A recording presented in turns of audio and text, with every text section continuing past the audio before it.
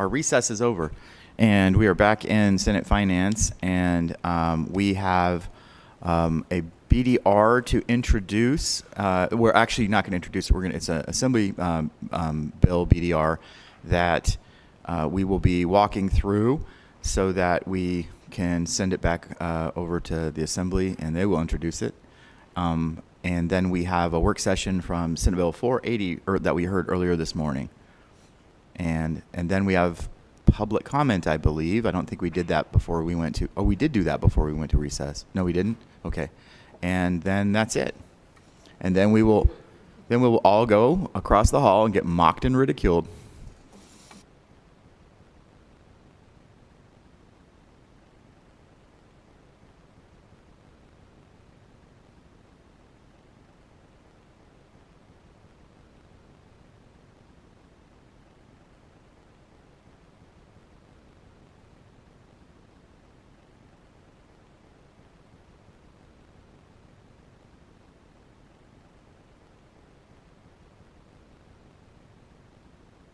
All right, committee, in front of you, you have BDR 1170, and that makes various changes regarding state financial administration and makes appropriations for the support of civil government of the state, otherwise known as the Appropriations Bill.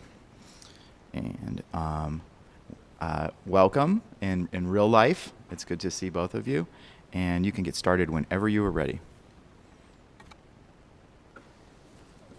Thank you, Mr. Chair. Kathy Crockett with the Fiscal Analysis Division. For the record, with me I have Nancy Morris and Madison Ryan in the audience who were instrumental in drafting the Appropriations Act.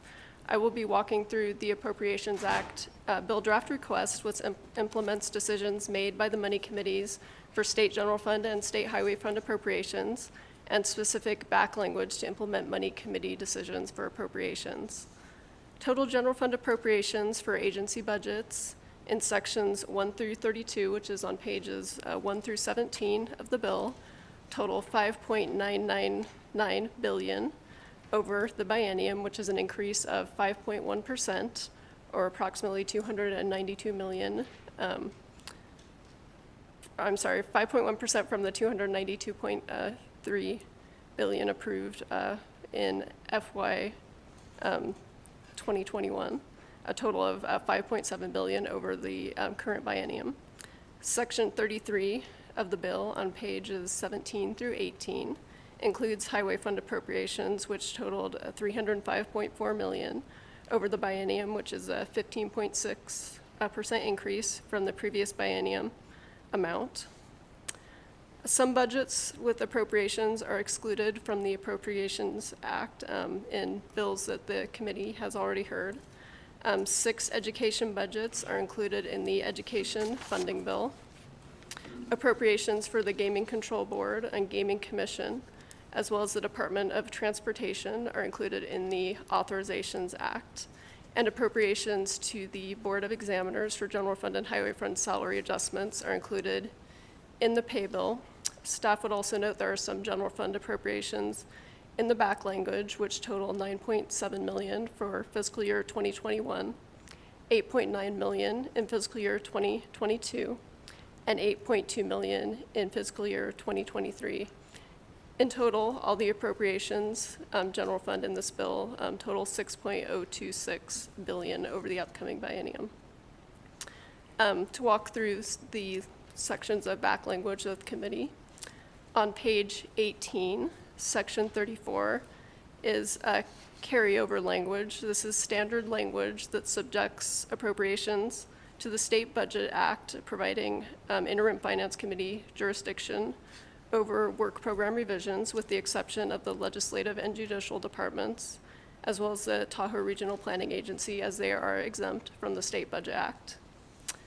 Moving on to page 19, section 35, provides authority for amounts appropriated to certain budget accounts to be transferred between fiscal years with approval of the Interim Finance Committee. Staff would note the System Technology Application Redesign budget was added this biennium based on closing decisions of the money committees.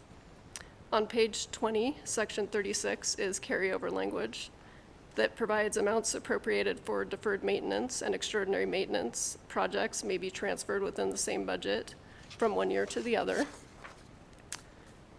Sections 37 through 49 provide authority to transfer appropriations for specific purposes between fiscal years.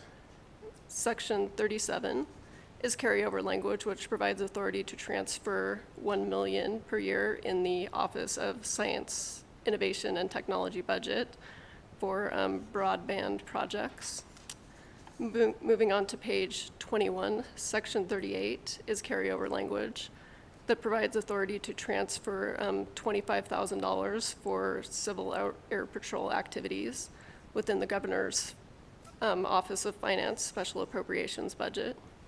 Section 39 is new language that provides authority to transfer $8.5 million within the Governor's Finance Office Special Appropriations budget for graduate medical education programs. Section 40 is new language that provides authority to transfer approximately $600,000 per year for enhancements related to the Secretary of State's commercial recording system. Page 22, Section 41 is new language that provides funding for the interface for the Nevada Criminal Justice Information System upgrade and upgrade to the court's multi-county integrated justice information system to allow for transfer of certain electronic data must be transferred from fiscal year 22 to 2023. On page 23, Section 42 is new language that provides authority to transfer $40,000 for auditing of hospitals and other licensed facilities by the Department of Education. Section 43 is also new language that provides for the transfer of funding related to administration and monitoring of programs within the educator effectiveness budget. On page 24, Section 44 is new language that provides authority to transfer funding within the Department of Health and Human Services, Division of Public and Behavioral Health, Northern Nevada Adult Mental Health Services budget for community-based living arrangement services.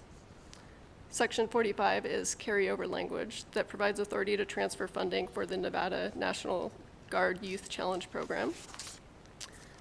Section 46 is also carryover language that provides authority to transfer funding within the DCNR budget for conservation credit system activities.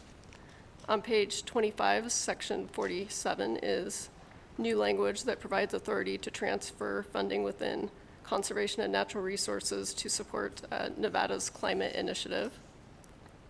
Section 48 is new language that provides authority to transfer within the Division of Parole and Probation for purposes of upgrading its information system. On page 26, Section 49 provides authority to transfer highway fund for credit card transaction fees within the Department of Motor Vehicles. Section 50 is carryover language, and this moves into sections relating to certain appropriations that do not revert to the general fund. Section 50 relates to the sagebrush ecosystem budget, and it indicates that funding previously appropriated does not revert. Section 51 is carryover language relating to the catalyst account that indicates the catalyst account within the Governor's Office of Economic Development carries forward and reverts at the end of fiscal year 2023. Page 27, Section 52 is carryover language that provides that the Governor's Office of Economic Development Knowledge Account and Main Street Program Account do not revert. Section 53 provides that funding within the Workforce Innovations for a New Nevada account carry forward in fiscal year 22 to 23 and revert at the end of 23. In accordance with current law, this section is effective if and only if Senate Bill 24 of this session does not pass. Section 54 is new language that provides for appropriations in the Workforce Innovation for a New Nevada account carry forward and do not revert. This section would be effective if and only if Senate Bill 24 passes. On page 28, Section 55 is carryover language that provides appropriations in the Nevada system of higher education budget for education for dependent children does not revert. Sections 56 through 61 provide for transfers of appropriations within budgets. Section 56 is global language that allows salary and payroll costs to be transferred within budgets of the same department. Section 57 is carryover language that allows for transfer between budgets within the legislative fund. On page 29, Section 58 is carryover language that allows funding to be transferred within the welfare and supportive services budgets. Section 59 is carryover language that allows for the transfer of funds within the Nevada Medicaid and Nevada checkup budgets. Section 60 is carryover language that allows for the transfer of funding within certain Division of Child and Family Services juvenile justice budgets. Section 61 is carryover language that allows for transfer of appropriations within Northern Nevada Child and Adolescent Services and Southern Nevada Child and Adolescent Services. On page 30, sections 62 through 64 provide direction to the executive branch in implementing a couple of decisions of the money committees. Section 62 expresses the intent of the legislature that the Division of Healthcare Financing and Policy continue with its current prescription drug delivery model. Section 63 directs that appropriations to the Public Employees Benefits Program shall be spent for the purposes of funding a 1-month state participant premium holiday. Section 64 is direction to the Division of Child and Family Services that requires the identification and reversion of general fund associated with duplicated services following the implementation of a specialized foster care Medicaid state plan option. On page 31, Section 65 authorizes general fund transfers within the Department of Health and Human Services to the upper payment limit holding account. Moving on to page 32, section 66 through 68 also relate to transfers of appropriations between budgets. Section 66 is carryover language relating to certain transfers between the regional centers and Aging and Disability Services Division. Section 67 relates to transfers within the Department of Corrections with a couple of exclusions that are noted in the bill. Section 68 is transfer or carryover language that allows transfers within the Nevada system of higher education budgets.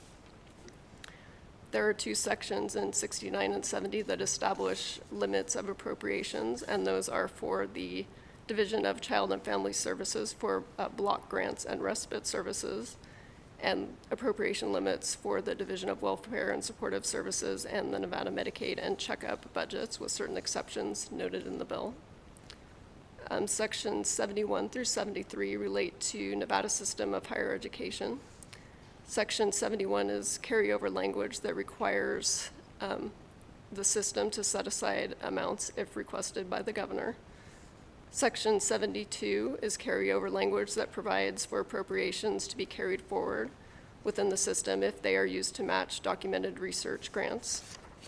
Section 73 is also carryover language that provides for appropriations transfers for the purposes of implementing the performance funding pool. Sections 74 through 76, beginning on page 36, relate to general fund advances for state agencies, and these are all carryover languages.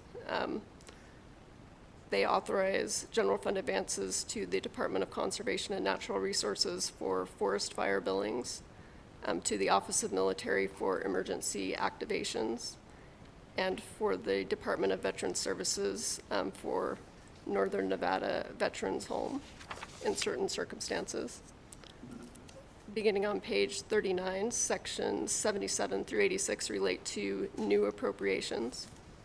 In section 77, there would be appropriations of $6.7 million in fiscal year 2022 and $6.9 million in fiscal year 2023 to the Department of Motor Vehicles Technology Application Redesign budget to support the department's plan to redesign its computer system.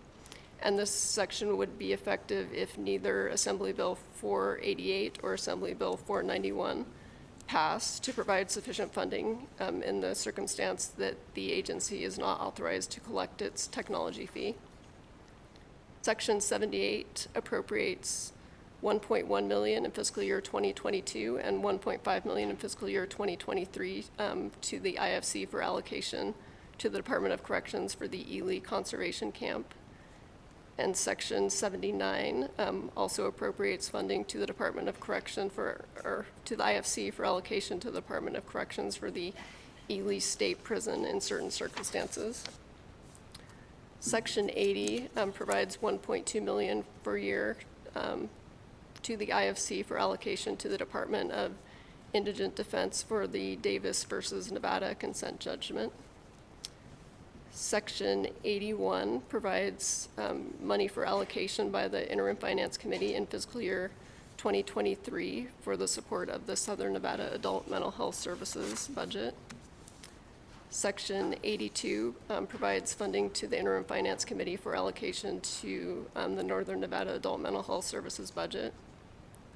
Section 83 provides $1.9 million to the Interim Finance Committee for allocation to the Department of Training, Employment Training and Rehabilitation. On page 44, $176,710 is appropriated to PERS for legislative retirement system costs. Section 85 provides a $9.7 million general fund appropriation for costs of the 81st legislative session. Moving on to Section 86, it authorizes the transfer of approximately $97.5 million from the rainy day fund to the general fund for unrestricted use. Sections 87 through 92 provide for transfers between the Division of Healthcare Financing and Policy, Medicaid, and administration budgets for various purposes to implement certain pieces of legislation. Section 93 through 103, beginning on page 47, are general sections that appear in bills every session to enact appropriation. Section 93 requires agencies to revert unspent funding unless a certain exception is noted. Section 94 indicates the last day of the fiscal year that accounting transactions can be processed. Section 95 directs the state controller to establish funding as laid out in the bill. Section 96 directs the controller's office to pay certain salaries in biweekly installments. Section 97 indicates that when the general fund balance drops below $120 million, the governor may direct state agencies to set aside a reserve of up to 15% of total funding upon approval of the Interim Finance Committee or the legislature. Section 98 authorizes the state controller to make payments under the Cash Management Improvement Act if necessary. Section 99 relates to name changes and responsibilities made in other bills.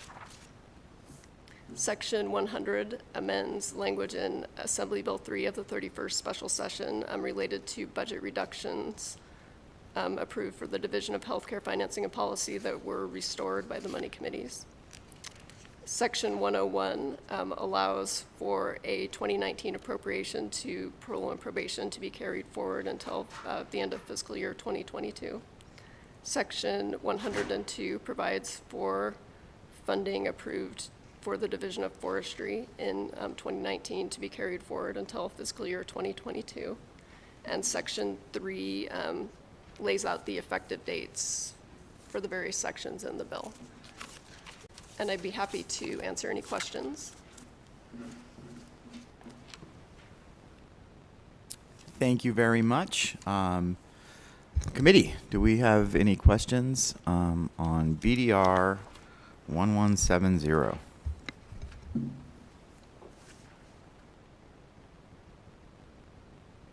It's not possible.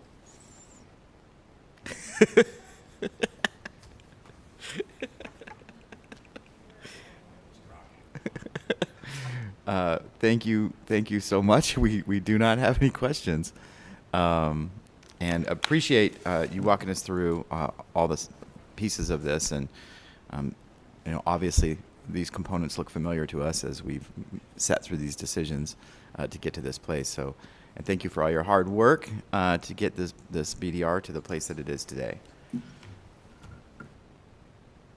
It's amazing. No questions. Thank you. We wore us out. It's late. It's that late. All right. So with that, we can go to our next agenda item, which would be a work session on Senate Bill 480 that was heard earlier this morning, or earlier today, this morning. Thank you, Mr. Chair. Wayne Thorley for the record, LCB Fiscal Analysis Division. Assembly Bill 480 was heard earlier this morning, as the chair mentioned. Marcy Reba with the Department of Indigent Defense Services presented the bill along with Jared Hickman. Ms. Reba testified that the fiscal impact of the bill cannot be determined until the plans that are required to be submitted by the rural counties for indigent defense are submitted. The due date for those plans is September 3rd, 2021. Staff would remind the committee of some closing decisions the Money Committee's made related to the Department of Indigent Defense Services budget. And this is a budget implementation bill. The Money Committee's approved general fund appropriations of $75,000 in each year of the upcoming biennium to support a court monitor as required by the Davis v. Nevada consent judgment. The Money Committee's also appropriated $25,000 in each year of the upcoming biennium for training and resources, again required by the consent judgment. And then, as Ms. Crockett just mentioned, and this is in Section 80 of the appropriations bill, the Money Committee's approved general fund appropriations of approximately $1.2 million in each year of the upcoming biennium to the Interim Finance Committee to fund the estimated support cost of the 10 rural counties that are covered under the consent judgment. But again, the actual cost will not be known until those plans are in place. Ms. Reba did present one proposed amendment. The proposed amendment is posted on Nellis. However, it's a very simple proposed amendment. It would simply change the effective date of the bill from July 1st to October 1st of 2021. Testifying in support was John Pirro on behalf of the Clark County Public Defender's Office. He was also testifying on behalf of the Washoe County Public Defender's Office. John McCormick with the Administrative Office of the Courts of the Supreme Court also testified in support, as did Jim Hoffman from Nevada Attorneys for Criminal Justice. There was no testimony in opposition or neutral. Mr. Chair, if the committee would like to move this bill with the proposed amendment, the motion would be to amend and do pass as amended. Thank you. Thank you, Mr. Thorley. Do we have any questions on Senate Bill 480 from earlier today? All right, so I would take a amend and do pass as amended motion. That's the motion, right? Amend and do pass as amended, yeah. I have a motion from Senator Dennis, a second from Senator Dondero Loop. Any discussion on that motion? Seeing none, all in favor, aye. All opposed, nay. Motion passes unanimously, and we will assign that floor statement to Senator Hammond. Perfect. And that is it for the business this evening, and we'll go to public comment.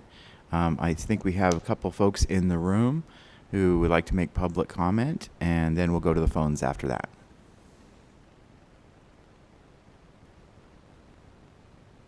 Welcome, Mr. Irvin.